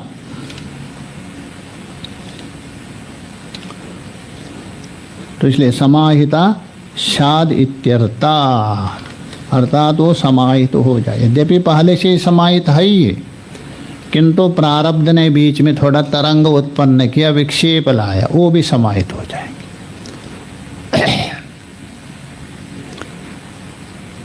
सदा चित्त विक्षेप रहितस्य ब्रह्मवित्वमपि औपचारिकम इत्यद आहा। यद्यपि कहते हैं ना वो ब्रह्मवित्त करके, या ग्रंथकार कह रहे ब्रह्मवित्त भी एक गौण प्रयोग है, मुख्य नहीं। तो सदा चित्त विक्षेप रहित है जिनका चित्त सदा, बिल्कुल विक्षेप नाम का कोई चीज नहीं है, सदा ब्रह्म चिंतन में स्थित है। ऐसे पुरुष को, ऐसे महापुरुष, ब्रह्मवित्तमपि, उसको कहते क्या? ब्रह्मवित्त महापुरुष है, ये तत्ववित्त पुरुष है, ऐसा प्रयोग करते। ये ब्रह्मवित्त तत्ववित्त शब्द भी गौण है। क्यों? स्वयं ब्रह्म ही है वो, ब्रह्मवित्त कहा। श्रुति भी बोल रहे हैं ना, ब्रह्मविद आपनोति परम। वो ब्रह्मवित्त नहीं है, किंतु साक्षात ब्रह्मेव। तो भी ब्रह्म होने पर भी ब्रह्मवित्त जो प्रयोग कर रहे गौण प्रयोग है, मुख्य प्रयोग नहीं। तो ये बोल रहा ब्रह्मवित्तम अपि औपचारिकम, औपचारिक बोल तो गौण प्रयोग। तो क्या है वो? मुख्य रूप से ब्रह्म एवा, अतः ब्रह्म ही है वो, ब्रह्मवित्त नहीं। ब्रह्मवित्त का मतलब ब्रह्म को जानने वाला। अभी भेद कहाँ है? वो सदा जिसकी चित्त है, स्थिर है, विक्षेप नहीं है, वो ब्रह्म स्वरूप हो गया। अभी ब्रह्मवित्त कहाँ से होगा? ब्रह्मवित्त तब तक है, अब साधक है तब तक, उसके बाद ब्रह्म स्वरूप ही हो जाते। इत्यतः उसी को ये बता रहे, देखिए विक्षेपो यस्य नास्त्यस्य ब्रह्मवित्तं न मन्यते ब्रह्मेवायमिति प्राहुर् मुनया पारदर्शिनः। यस्य बोल तो जिस ब्रह्मवित्त को, जिस ब्रह्मवित्त अर्थात जो तत्ववित्त पुरुष है जिसका, विक्षेपो नास्ति, अस्यः विक्षेपो नास्ति, यस्यः ब्रह्मवित्त पुरुषस्य विक्षेपो नास्ति। तो इसलिए बोल रहे अस्य विक्षेपो, बिल्कुल है ही नहीं उसके अंदर विक्षेप, है ही नहीं। तो कहने का मतलब छठवें अवस्था आदि में प्रवेश हुआ है, चौथे अवस्था तक विक्षेप आ सकता है, पांचवें में थोड़ा नहीं के बराबर, छठवें के बाद नहीं रहता, होश ही नहीं उसको, आत्माकार वृत्ति मात्र है। चौथे में आत्माकार वृत्ति के साथ बाधितानुवृत्ति से मिथ्या रूप से जगदाकार वृत्ति भी बन रहे, दोनों वृत्ति बनता है। एक आत्माकार वृत्ति है सत्य रूप से, जगदाकार वृत्ति है मिथ्या रूप से भान हो रहे। उस अवस्था में विक्षेप आ सकता है, किंतु आगे विक्षेप है ही नहीं, बिल्कुल स्थिर हो गया, तो उसके लिए बता रहे। तो नास्त्यस्य किम विक्षेपो नास्ति, अस्य ब्रह्मवित्तम न मन्यते, अर्थात इसको जो ब्रह्मवित्त जो बता रहे हैं, इति न मन्यते, इसको ब्रह्मवित्त मानना उचित नहीं है। उस महापुरुष को ब्रह्मवित्त कहना गलत है। तो क्या कहे? संसारवित्त कहे? ग्रंथकार नहीं ऐसी बात नहीं, वो संसारवित्त कहाँ से होगा? तो बतावे उसको क्या कहे? तो बोल तो ब्रह्मेवा अयमिति प्राहु, अयम ब्रह्मेवा, न तो ब्रह्मवित्त। ब्रह्मवित्त पहले अवस्था में होता है, वो जो जिज्ञासु अवस्था में, जिज्ञासु अवस्था ने चार अवस्था है ना, उस अवस्था में। अभी तो मुक्त अवस्था है, मुक्त अवस्था में वो ब्रह्मवित्त नहीं, ब्रह्मेव, ब्रह्मस्वरूप हो गया। तो सिद्धांती बता रहे नहीं, उसको ब्रह्मवित्त कहना उचित नहीं है, ऐसा नहीं मानते। हाँ, व्यवहार दृष्टि से सामान्य लोग भले कहे अरे तत्ववित्त महापुरुष है, ब्रह्मवित्त महापुरुष है, किंतु ये जो मुनया, पारदर्शिना मुनया, पारदर्शिना बोल तो परतत्व को अनुभव करने वाले, देखने वाले जो मननशील महापुरुष, वे लोग क्या कहते? ब्रह्मेवायमिति प्राहु, ये ब्रह्मवित्त नहीं है किंतु ब्रह्म ही है, ऐसा मानते। जैसे कहते थे ना कथाकार, दूध किसका श्रेष्ठ है? भैंस का। तो गाय का क्या है? अरे वो दूध नहीं, वो साक्षात अमृत है, दूध नहीं है, वो अमृत है। तो वैसे ही ब्रह्मवित्त नहीं है किंतु ब्रह्मेवः, ऐसा कौन कहते हैं? मुनयः पारदर्शिना, पारदर्शिना मुनयः, अर्थात परतत्व में जो निपुण, परतत्व में जो निष्ठा रखने वाले, ऐसे जो मुनया मननशील महापुरुष कहते, सामान्य लोग नहीं। सामान्य व्यक्ति ज़्यादा से ज़्यादा कहेंगे अरे ये तो ब्रह्मवित्त महापुरुष है, तत्ववित्त महापुरुष है, ऐसा प्रयोग करते हैं। विक्षेप इति पारदर्शिनो बोल तो वेदांत पारगा, उसका अर्थ कर रहा है वेदांत में जो पारंगत, वेदांत में जो निष्ठता को प्राप्त किए ऐसे महापुरुष कहते हैं। इसको ब्रह्मवित्त कहना उचित नहीं है, किंतु क्या है वो ब्रह्मेव। काशी में जो हम पहले गए थे वह एक थे पंडित बहुत बड़े वैयाकरण, पुरुषोत्तम त्रिपाठी जी बोल के, बहुत अच्छे व्यक्ति। तो बात करते करते प्रसंग कहाँ, प्रसंग में पहले एक राजा राजेश्वरी शास्त्री थे, बहुत बड़े विद्वान पंडित। नहीं स्वामी जी विद्वान पंडित नहीं, वो पंडित राठ है, विद्वान नहीं पंडित राठ है।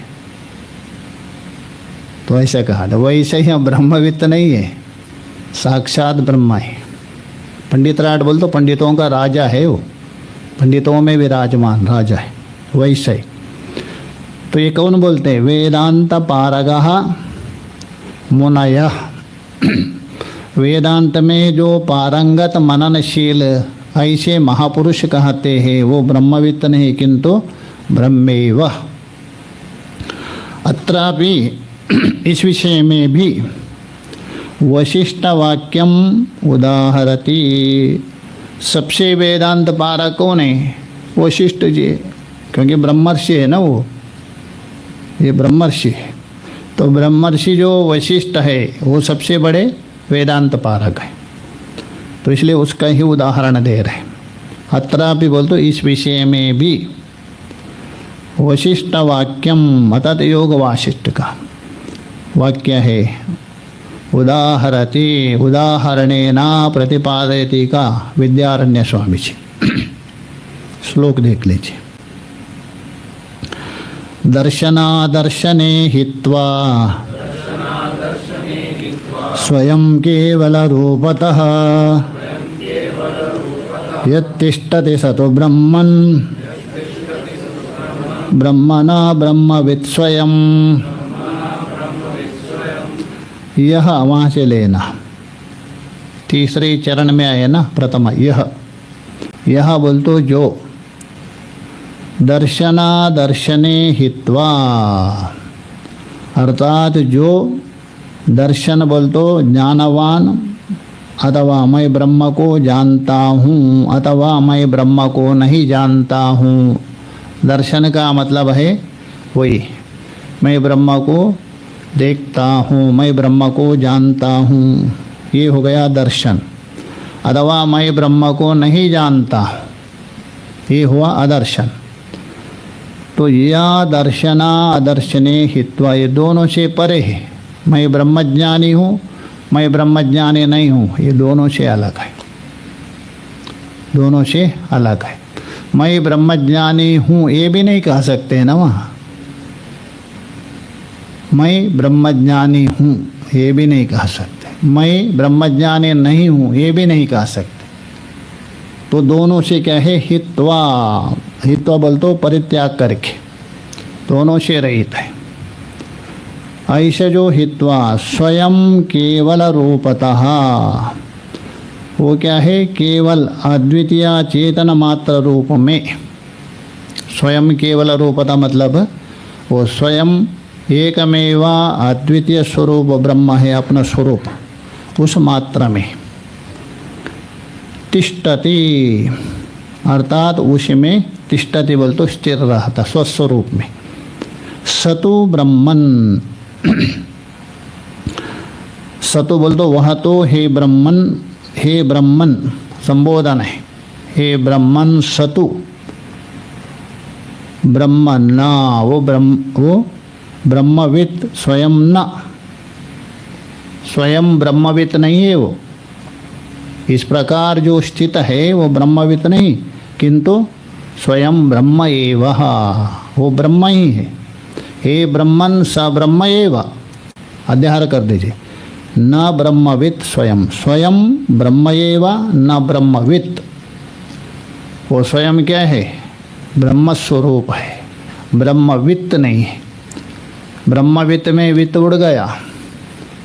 वो वित्त तब तक है जब तक पूर्णता या अपने स्वरूप में स्थित नहीं हुआ, तब तक ब्रह्मवित्त है। अथवा दूसरों की दृष्टि से ब्रह्मवित्त हो सकते, उसकी दृष्टि से ब्रह्मवित्त नहीं है। क्यों?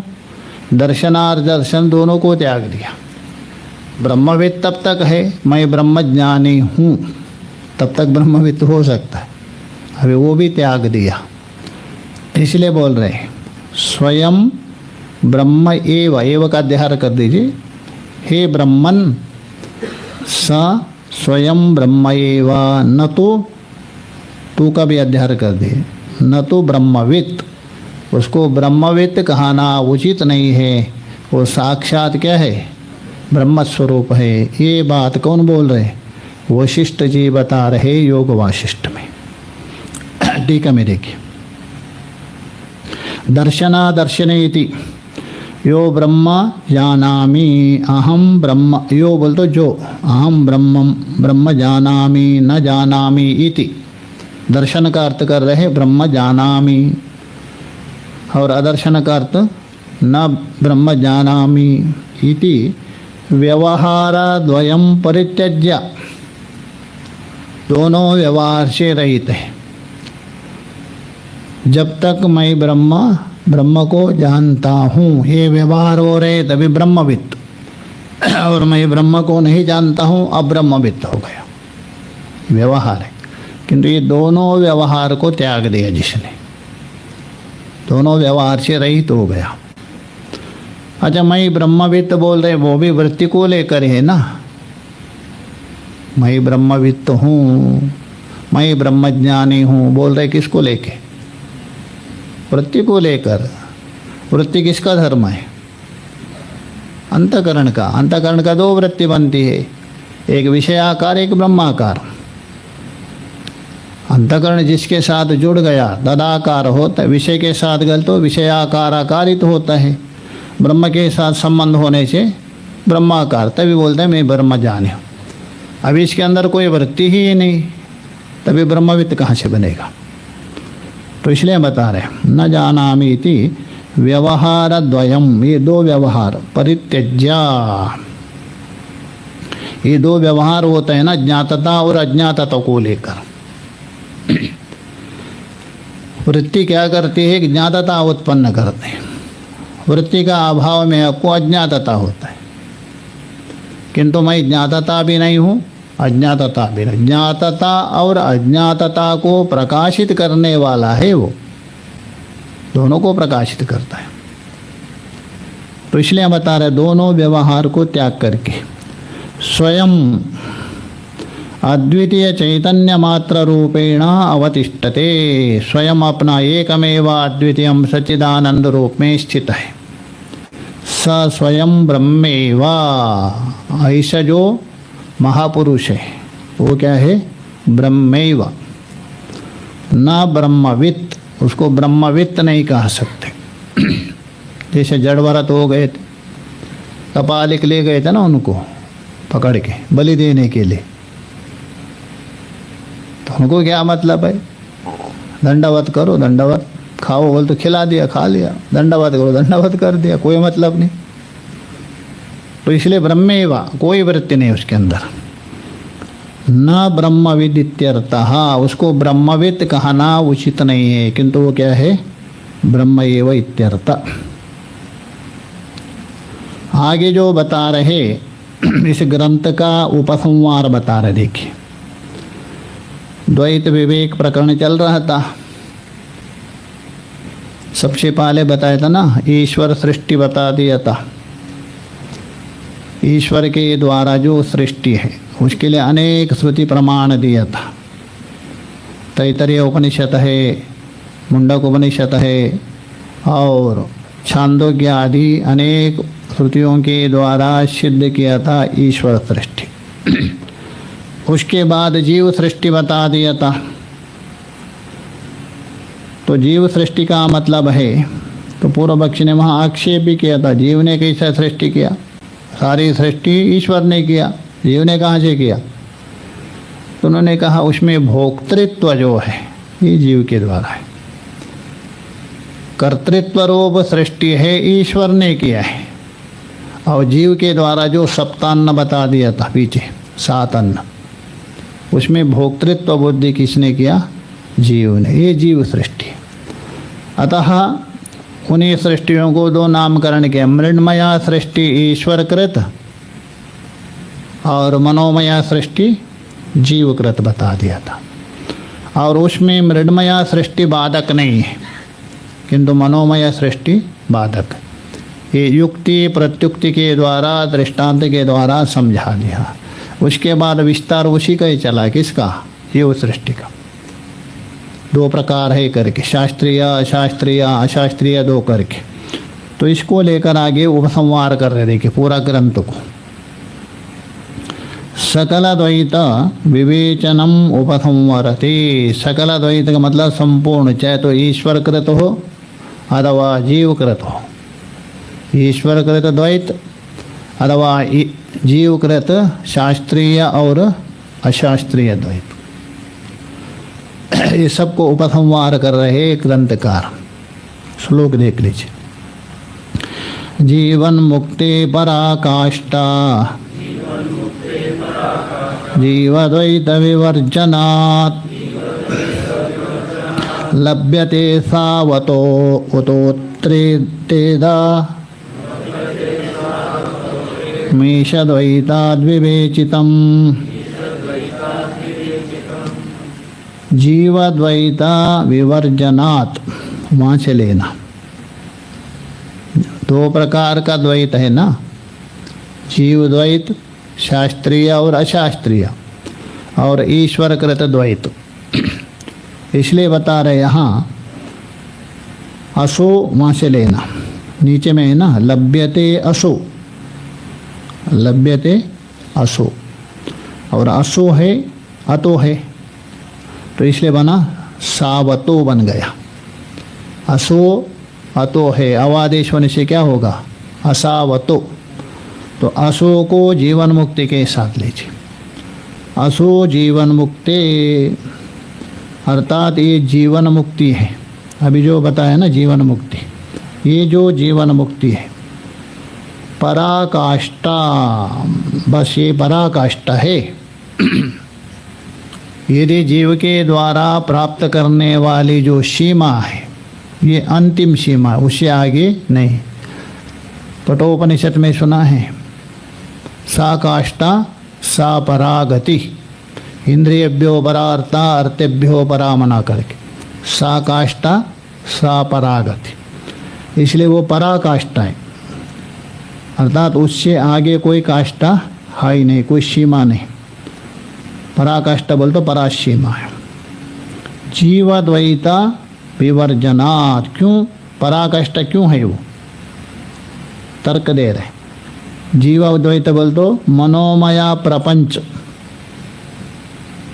जीवद्वैत का मतलब है मनोमय प्रपंच, मृण्मया सृष्टि। 2 प्रकार की है ना, कौन? शास्त्रीय और अशास्त्रीय। अशास्त्रीय भी 2 है।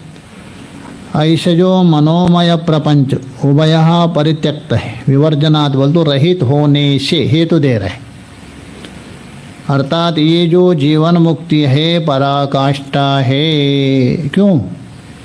हेतु है जीवद्वैता विवर्जनात्। जैसे पर्वत हो वन्यमान कदम धूमात्, वैसे ही जीवन मुक्ति पराकाष्ठा। क्यों? जीवद्वैता बोल तो मनोमय सृष्टि वर्जनात्, रहितत्वात्। लभ्यते अर्थात वो प्राप्त होता है, लभ्यते अर्थात उसको प्राप्त होते वो अवस्था।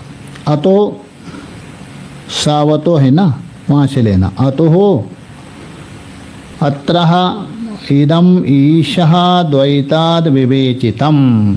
अतो बोल दो अस्मात् कारणात्, अर्थात वो पराकाष्ठ को प्राप्त करता है। अतः अस्मात् कारणात्। अत्र बोल दो यहाँ, यहाँ मतलब इस प्रकरण में, अस्मिन् प्रकरणे। कौन सा? द्वैत विवेक नाम का प्रकरण में। अत्र इदम ईशद्वैताद विवेचितम। इसलिए जो सृष्टि है, कौन सी? जीव सृष्टि, उसको ईश्वर सृष्टि से विशेष रूप से अलग किया। ईश्वर सृष्टि भी बता दिए ना, तो ईशद्वैत बोल तो ईश्वर सृष्टि, ईश्वर निर्मित जगत से उसको विवेक करके बता दिया। क्योंकि जीव द्वैत जब तक है तब तक पराकाष्ठा नहीं होगा, इसलिए उसको ईश्वर सृष्टि से अलग करके बता दिया, और वो बाधक भी बता दिया विभाजन करके। तो इसलिए बोल रहे हैं इदम ईशद्वैताद विवेचितम। बोल तो विवेचितम मतलब ईश्वर सृष्टि से पृथक करके दिखा दिया। किसको? जीव सृष्टि को। टीका में देख लीजिए, जीवन मुक्ति मुक्तिरिति असो, असो जीवन मुक्ति। वो जो असो है वो जीवन मुक्ति के साथ ले रहे हैं। असो उक्त प्रकार जीवन मुक्ति। असो का अर्थ कर रहे हैं ऊपर जो बता दिया था, ये जो जीवन मुक्ति है, उक्त प्रकार जीवन मुक्ति। उक्त बोल तो ऊपर जो बता दिया था जीवन मुक्ति क्या है, सारे वृत्तियों से रहित स्वस्वरूप में स्थित होना, यही क्या है? जीवन मुक्ति। ये जो जीवन मुक्ति पराकाष्ठा, पराकाष्ठा का अर्थ कर रहे देखिए, निरतिशय पर्यवसाना, जहाँ जाके आप अवसान होते, सीमा, उसके आगे कोई सीमा नहीं। एक तो होते हैं सातिशय पर्यवसान, एक सीमा होता है। जैसे कोई रेस होता है 500 मीटर, 1000 मीटर। 1000 मीटर में क्या होता है? पर्यवसान होता है, वो जीत जाता है, किंतु वो निरतिशय नहीं, सातिशय पर्यवसान है। एक सीमा से बांधा है, इतना तक आपको आपका लक्ष्य है करके। जैसे पास होने के लिए एक लक्ष्य होता है, बस इतना आपको लक्ष्य है पास होने, ये सब सातिशय हो गया। किंतु ये कैसे है? निरतिशय। निरतिशय मतलब इससे आगे कोई काष्ठा है ही नहीं, इससे आगे कोई सीमा नहीं, वो सीमातीत हो गया। तो इसलिए निरतिशय पर्यवसाना भूमि। ऐसे जो निरतिशय पर्यवसान जो भूमि है, भूमि बोलता अवस्था, भूमि का मतलब अवस्था। यद्यपि ज्ञान में कोई भेद नहीं है, किंतु ज्ञान के जो बुद्धि को लेकर है, ज्ञानी की 7 अवस्था बता दिया, 7 भूमिका बता दिया। उसमें 3 मुख्य रूप से साधन और बाकी ज्ञान साध्य रूप माना है। तो इसलिए बोल रहे भूमि। जीवद्वैतस्य, जीवद्वैतस्य ऊपर आए ना, तो उसका अर्थ कर रहे हैं मनोमय प्रपंचस्य। जीवद्वैत का मतलब मनोमय प्रपंच। 2 प्रकार का लेना, शास्त्रीय और अशास्त्रीय। अशास्त्रीय भी 2 प्रकार, तीव्र और मंद, ये सब जीवद्वैत है। मनोमय प्रपंचस्य विवर्जनात्, दोनों से रहित है। अशास्त्रीय है वो पूर्व में ही रहित हो गया तत्वज्ञान से। शास्त्रीय जो हो गया तत्वज्ञान के बाद। दृष्टांत दिया था ना, धान्यार्थी पलालमिव, नहीं दिया था दृष्टांत।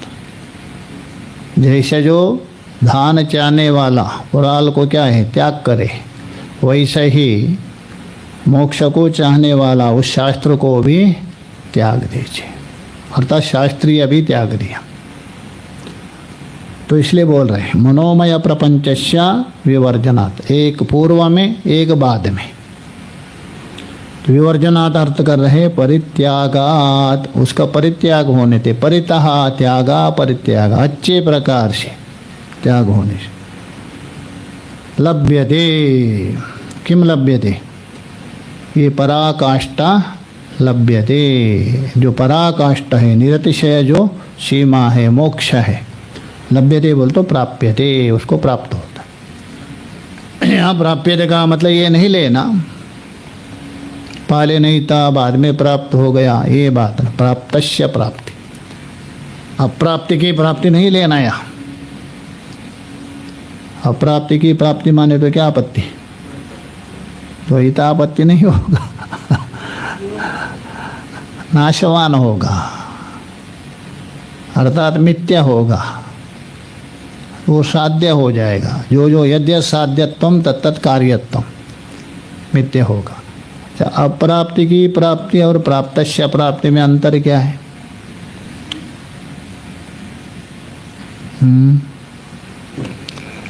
अप्राप्ति की प्राप्ति, प्राप्ति की प्राप्तस्य प्राप्ति के अंतर। हाँ, प्रयत्न नहीं करना ले ये क्यों वेदन पढ़ रहे? इसमें सबसे ज्यादा प्रयत्न कर रहे आप प्रयत्न तो हो रहे हैं ना। प्रयत्न केवल कर्म मात्र नहीं है, मानसिक कर्म, मानसिक प्रयत्न भी है। जो शरीर से होता है उससे ज़्यादा मानसिक प्रयत्न ज़्यादा है। कर्म भले नहीं, प्रयत्न तो हो रहे हैं यहाँ भी, वो प्रयत्न नहीं है जैसा प्रयत्न यहाँ भी है। श्रवण मनन आदि चिंतन आदि ये भी प्रयत्न है ना, तो इसलिए प्रयत्न है। तो यहाँ ये है अभाव की निवृत्ति, ये है अप्राप्ति की प्राप्ति, अभाव की निवृत्ति। मान लीजिए आपके पास कोई किसी वस्तु का अभाव है, मोबाइल का हो अथवा कोई किताब का अभाव है, और उस अभाव की निवृत्ति करने का मतलब क्या है? पुस्तक प्राप्त हो गया। अभाव का जो निवृत्ति है ये है अप्राप्ति। अज्ञान की जो निवृत्ति है ये प्राप्तस्य प्राप्ति। ये दोनों, एक में अभाव की निवृत्ति करिए। अभाव की निवृत्ति कभी होगा? वो वस्तु मिलने से। जैसा आपके पास मोबाइल का अभाव है, वो अभाव निवृत्त हुआ मतलब क्या है? प्राप्त हो गया। ये है अप्राप्ति की प्राप्ति। और प्राप्तस्य प्राप्ति बोलते आपका चश्मा है आपके पास, सिर में चढ़ा दिया ऊपर किसी ने कहा आप ढूंढ रहे इधर उधर, अरे मेरी चश्मा खो गए, चश्मा खो गए। किसी ने बोलते क्या ढूंढ रहे? अरे चश्मा, अरे सिर में तो, अरे मिल गए मिल गए। वो अज्ञान को हटाना, बस यही है। अज्ञान निवृत्ति प्राप्तस्य प्राप्ति, अभाव निवृत्ति अप्राप्तस्य प्राप्ति। इसलिए यहाँ प्राप्यते मतलब बस प्राप्ति का प्राप्ति लेना। एक निवृत्ति का भी निवृत्ति होता है, निवृत्ति का भी निवृत्ति होता है। जैसे मान लीजिए आपके पैर में कोई ऐसा रस्सी, गोल गोल रस्सी लग गए, चिल्ला दिया सर्प है करके। उसके बाद देख अरे सर्प नहीं रस्सी, तो पहले ही निवृत्त है सर्प, दोबारा भी निवृत्त होता है। तो इसलिए प्राप्यते, इस प्रकार प्राप्यते बोल तो प्राप्त होता है, अर्थात स्वस्वरूप में स्थित होता है। अतः बोल तो अस्मात् कारणात्, इस कारण से। इदम का मतलब जीव द्वैतम, इदम का अर्थ कर रहे जीव द्वैतम, मूल में है ना असो अतो अत्र इदम, तो इदम का अर्थ कर रहे जीव द्वैतम। ईश द्वैतात अर्थात ईश्वर निर्मित जगत से, ईश द्वैतात अर्थात ईश्वर सृष्ट द्वैतात, ये ईश द्वैत का अर्थ कर रहे हैं। ईश्वर के द्वारा सृष्ट ये जो जगत है उससे विवेचितम, विवेचन किया, विभाग किया, किसको? ये जीव द्वैत का।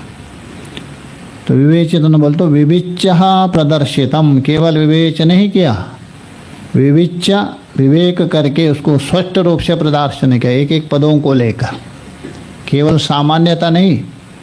इसलिए टीकाकार बता रहे विविच्य प्रदर्शितम केना आचार्येण, विद्यारण्य स्वामी के द्वारा, इत्यर्थः, ये तात्पर्य। इस प्रकार ये जो आपका चतुर्थ प्रकरण यहाँ पूर्ण हो गया। आगे कल से, अभी तो क्यों शुरू करें, थोड़ा समय के शुरू करें? नहीं, चलो कल से आगे पांचवा प्रकरण जो महावाक्य प्रकरण है, चार जो महावाक्य है ना, चार वेद के, उसको लेकर विचार करेंगे, ये कल करें। ओम पूर्णमदः पूर्णमिदं पूर्णात् पूर्णमुदच्यते पूर्णस्य पूर्णमादाय पूर्णमेवावशिष्यते। ओम शांति शांति शांति। शंकरं शंकराचार्यं केशवं वादरायणं सूत्रभाष्याकृतो वन्दे भगवन्तौ पुनः पुनः। ईश्वरो गुरुरात्मेति मूर्तिभेदविभागिने व्योमवद्व्याप्तदेहाय दक्षिणामूर्तये नमः। ओम शांति शांति शांति।